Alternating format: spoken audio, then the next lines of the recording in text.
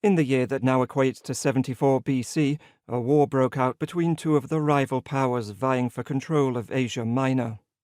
This was actually the third war between these antagonists in the last 2 decades, the first two having ended in stalemates that left their rivalry unresolved.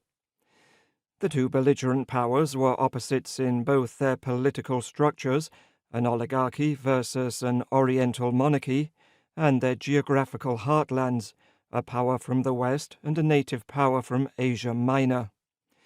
Yet both societies had a common interest in empire building and had empires that stretched across the Mediterranean and the Black Sea, respectively.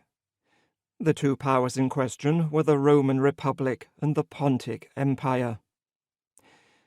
What marked out this war from the two that preceded it is not only that it represented the final clash between these two powers, but that it soon escalated into a region-wide war, drawing in the other rival empires of the East, and that at its conclusion the whole of Eastern history and the East-West clash of civilizations had been reshaped. As most people will know, the victor was the Roman Republic, but this war represented a massive expansion of their empire, transforming it from a Western-based one to one which spanned the Mediterranean and into the Near East.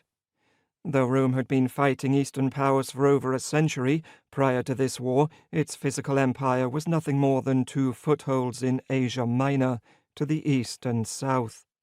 By the end of the war, however, Rome's empire stretched from the Crimea to the Red Sea, encompassing all of Asia Minor and the Near East up to the Caucasus and the Euphrates Valley.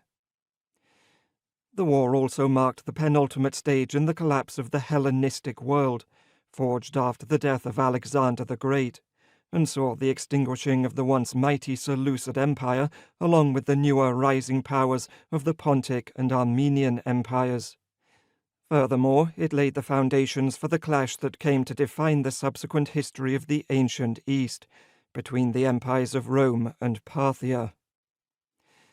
This work will examine the build-up to this war, which soon escalated to involve all the great powers of the East, as well as provide a detailed analysis of the various campaigns and battles fought across a decade-long series of interlocking conflicts.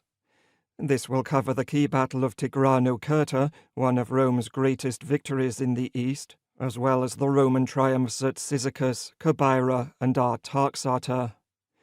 The work will also attempt to redress the imbalance that exists in studies of this period, and this war in particular.